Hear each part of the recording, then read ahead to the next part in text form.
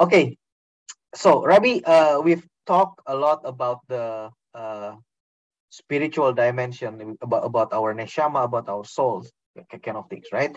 So what I understand, for the Jewish people to honor and to commemorate one of the descendant, is basically saying a Kaddish for the deceased. So how about for Noahide? First, are we allowed to say that? And then what is the practical way for Noahides to give honor for our parents who has been deceased, and also elevate their souls further? That's the question, Ravi. Okay, thank you for the question, Leo. So the answer is the following. First, the Kaddish is a specific Jewish prayer that we say for a Jewish soul to ascend in the different levels of the Garden of Eden. So it is not of usage for a Noahide to say Kaddish. It's not going to do anything, okay? And I'll tell you the reason why. The reason is the following. Generally speaking, up to our generation, the souls of Noahides do not go to the Garden of Eden, okay? And the reason is the following.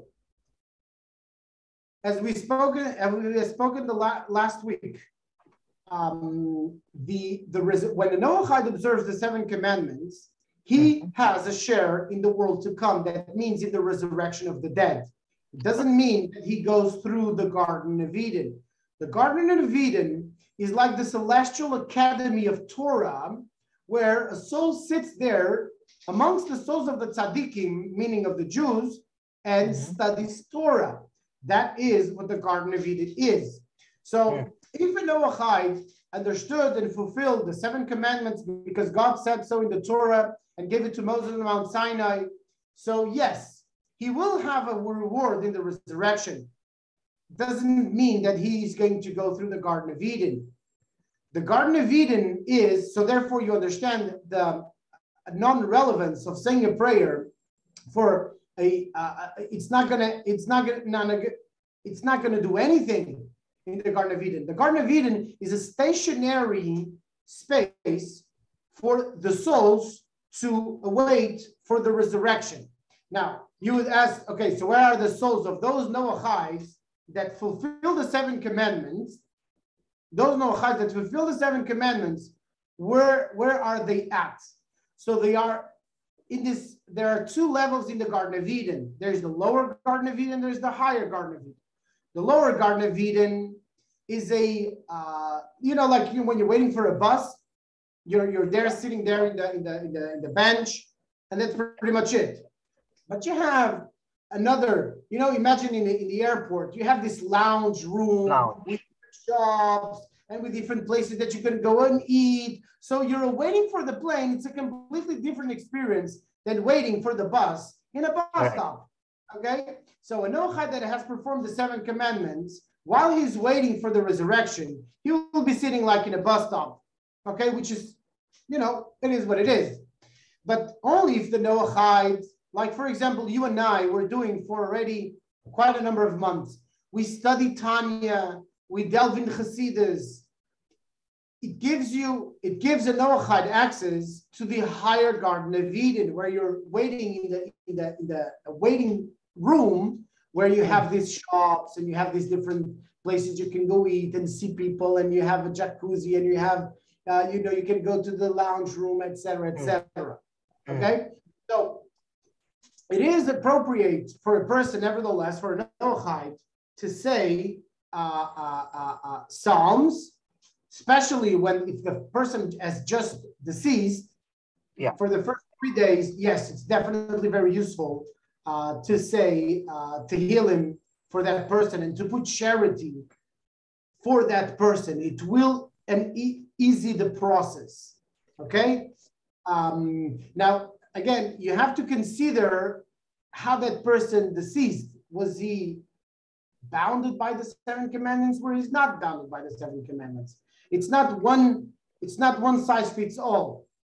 Okay, but so in the case that a person was a Noahide And he fulfilled the commandments because God said so. And he also learned Torah. Now we're talking. It's worthwhile to say Tehillim and to put charity. It will permit the elevation of that soul to a higher level, okay, while he's waiting for the resurrection. Okay. Okay, as your soul is being already brought more to the level to be upgraded to the, you understand, to the next level in the Garden of Eden. As a Noahide, you can definitely honor the memory of a parent at every year, the anniversary of his passing, by a celebration with the family, saying some words that should honor the memory of the person that passed away. We should not make up any things, saying things that he was not like that. The soul doesn't like that at all. If the soul is hanging out, then we start making up things. Oh, he was such a tzaddik, etc. And not necessarily. Okay, the soul doesn't like that. It's better to say, emphasize the things that were true than to, you understand the point? Okay, so yes, so to remind the day of the passing of a person, again, it's relevant. You can do it also if the person was not an observant Noahide. You can also do it, but it will not have an impact. You understand? It cannot change what the person did throughout his life. But if the person was connected to the 7 commandments, etc., there will be an impact. Okay. So what happens if say, for example, our parents is not even a Noahide, like what you said, the charity and the yahrzeit and also the tehillim will not impact them. What happened to their soul? Will they be given another chance to rectify again, like a Gilgul, or how is it, Rami? Okay, so the answer is no, because this generation is the last incarnation. So if we came to this question right now, it means that you're the one, for example, in the generations of your family, and every person that's listening to this video right now, if we came to that question, if the person comes to be exposed to this question, it means that he is the one that through him, all of the previous generations are rectified. Okay? So therefore, when a Noahide dies and he didn't have the opportunity, and we'll discuss this opportunity clearly, and I made a publication on the Noahide Academy regarding this. It might come out, I scheduled it maybe tomorrow, the following. All the souls that die right now, a person that dies right now and does not observe the 7 commandments, his soul is recycled into the infinite light of Hashem. It means that his memory is dissolved within the collective memory of souls, and therefore he will no longer have a perception of self, and therefore he will not be able to reintegrate, to resurrect in a body, because his sense of self is diluted within the collective consciousness. Okay? He goes back to this primordial state of being, like before he came into the body, where he's just one with everything, and therefore he can no longer localize his own experience from a specific point of view. Now, okay, that's what happens for a soul that is not connected through the 7 commandments. Now, about the opportunity, you would ask, okay, so poor person, he never had an opportunity to connect. That's not fair from Hashem, right?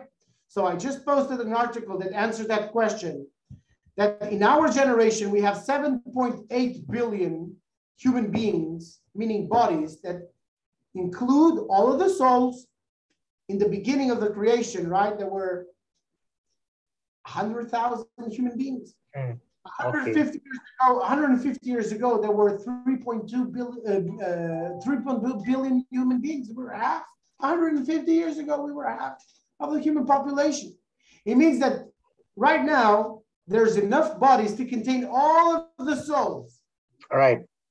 Since the beginning, this is the last generation. That means that everybody has a chance.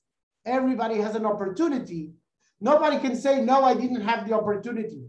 We have internet, and this is happening already for the past since 1842. from the Industrial Revolution. Books are available. There's no excuses. There's rabbis and people available all over the planet. There's no excuses.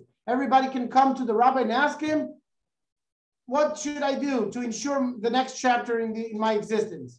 Here's the answer. Everybody has the opportunity. We should take it with both hands, and B'ezrat Hashem, we should meet together and celebrate with some good French champagne, and B'ezrat Hashem start a new chapter in the history of humanity. Baruch Hashem, Toda Rabba Rabbi. Awesome. Thank you so much for the very clear explanation for us. Thank you. Besimcha gdola.